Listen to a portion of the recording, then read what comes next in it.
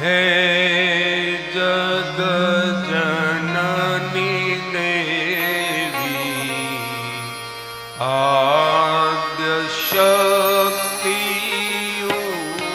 मया मातु है जगजननी देवी आद्य शक्ति मया हे मातु है जगजननी देवी आद्य शक्ति मया हे मातु है जगजननी देवी आद्य शक्ति मया वदन सर पंकज मनोहर सुखद दुखहर वंदिता वदन शर पंकज मनोहर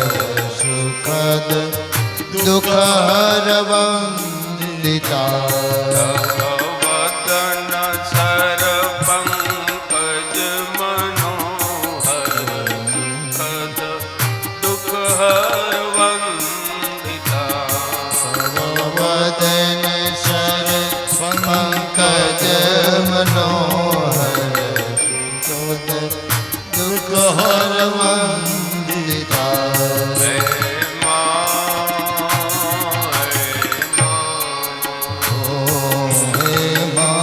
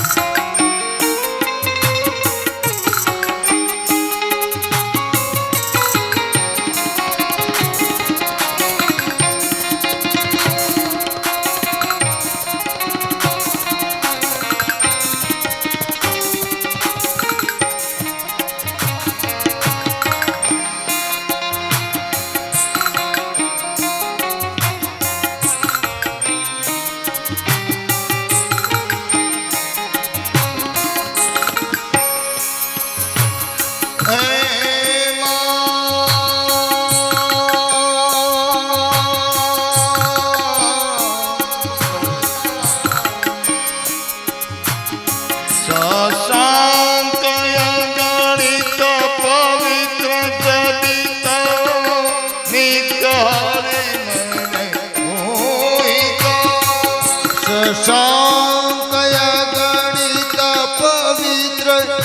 छवि तव नित्य हर मन मोहिता शशांकय गणित पवित्र छवि तव नित्य हर मन मोहिता शशांकय गणित पवित्र छवि तव नित्य मन मोहिता सुरेश शारद भजत निश दीन गिरीश वंश प्रकाशिता सुरेश शारद भजत निश दीन गिरीश वंश प्रकाशिता सुरेश शारद भजत निश दीन गिरीश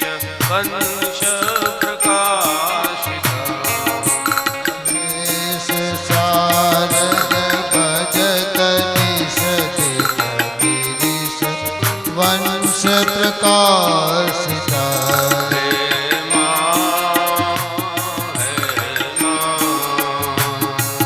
हे मां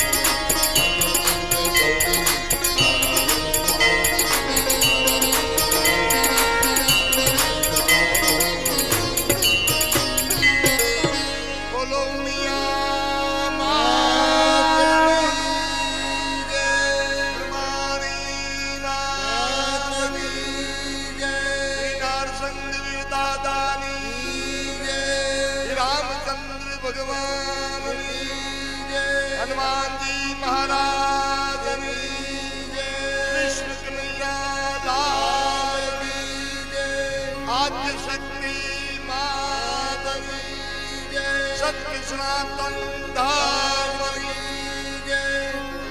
ઓમ નમઃ પાર્વતીપતિ હર હર મહાદેવ.